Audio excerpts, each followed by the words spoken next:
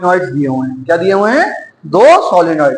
करने का तरीका समझिए, थोड़े सही सवाल हैं, अगर आएंगे तो फिर आपको दिमाग लगा के करना पड़ेगा। सॉलिनॉइड है, मान लो इसकी रेडियस, इसकी दी यहाँ पे है रेडियस इसकी, इस वाले की, जो व्हाइट वाले की है वो क्या है? इसकी R1 है, और ये जो है येलो वाला, इसकी रेडियस कितनी है? R2।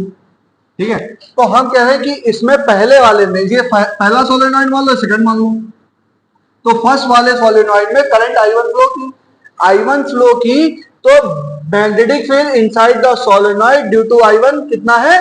Mu naught N1 I1। Mu naught Ni होता है, यहाँ पे N1 क्या होता है? N1 होता है number of turns per unit length. तो नंबर ऑफ टर्न्स मान लो N1 है, और पर यूनिट लेंथ कितनी? तो L, लेंथ तो दोनों की L ही मान ली हमने। ठीक है, उसके बाद बोला कि फ्लक्स थ्रू ईच कॉइल। अब यहां पर मैग्नेटिक फील्ड तो भाई इस तरीके की बन रही है, मैग्नेटिक फील्ड इस तरह की बन रही है, तो ये मैग्नेटिक फील्ड छोटे वाले सोलेनॉइड के अंदर से जा रही है। तो एक कॉइल के अंदर से कितनी मैग्नेटिक फील्ड गई, या कितना फ्लक्स गया? मैग्नेटिक फील्ड तो म्यू नॉट है, कितना फ्लक्स गया? तो flux through each coil of second कितना हुआ? B1 इंटू ए। यहां पे एक इसका, एक की जगह A2 लिख लो, एरिया ऑफ सेकेंड। ठीक है, तो यहां पे रखेंगे magnetic field mu naught N1 I1 और A2 मतलब पाई R2 स्क्वायर। लेकिन ध्यान दीजिए, ये फ्लक्स थ्रू सिंगल कॉइल है। ये क्या है?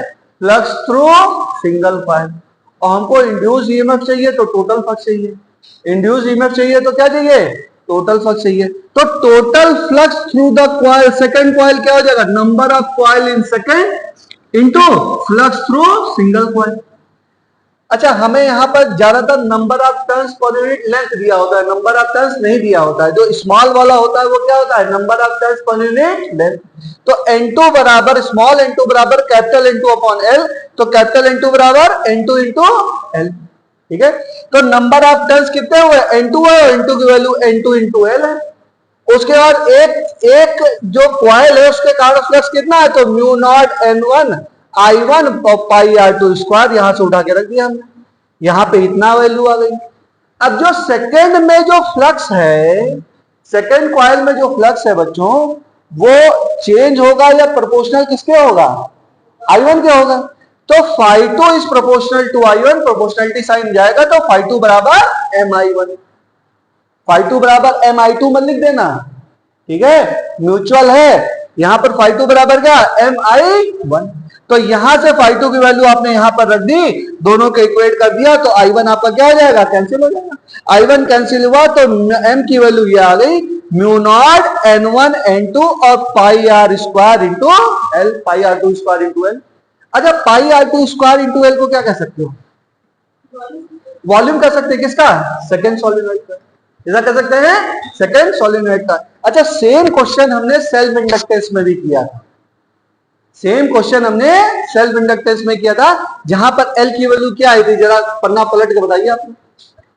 एक कॉइल था, उसमें करंट आई थी, क्या आई थी? Mu naught N square into V। वहां पे सेम था ना, एक ही था, एक ही कॉइल था, और अपने करंट में ही खुद ही चेंज करते करंट को इंड्यूस कर रहा था, तो उसको बोलते थे सेल्फ इंड्यूस करंट। बस स्वयं अपने करंट में चेंज लाके करंट को इंड्यूस कराना क्या कहलाता है? Self induce current. और हमारे करंट में चेंज हो और बगल वाला या बगल में कोई कॉइल रखा हो, उसके अंदर भी एक इंड्यूस करंट आ जाए, तो वहां पर कौन सा काम आएगा? Mutual inductance. क्या काम आएगा? Mutual inductance. अरे फॉर्मूला देखो, दोनों का रटा दूंगा, देखो L बराबर mu naught N square V, ये भी तो mu naught N square V है, ये N नहीं, यहां पर क्या हो गया है? N1 N2 हो गया। अगर दोनों सेम एक ही होता तो N ही होता, तो N स्क्वायर हो जाता। ये भी तो mu naught N square V है, बोलो, ये भी क्या है? Mu not N square V। तो ये फॉर्मूला दोनों फॉर्मूले क्या है? ठीक है, बात समझ में आ गई? चलो नेक्स्ट टॉपिक लिखिए बच्चों,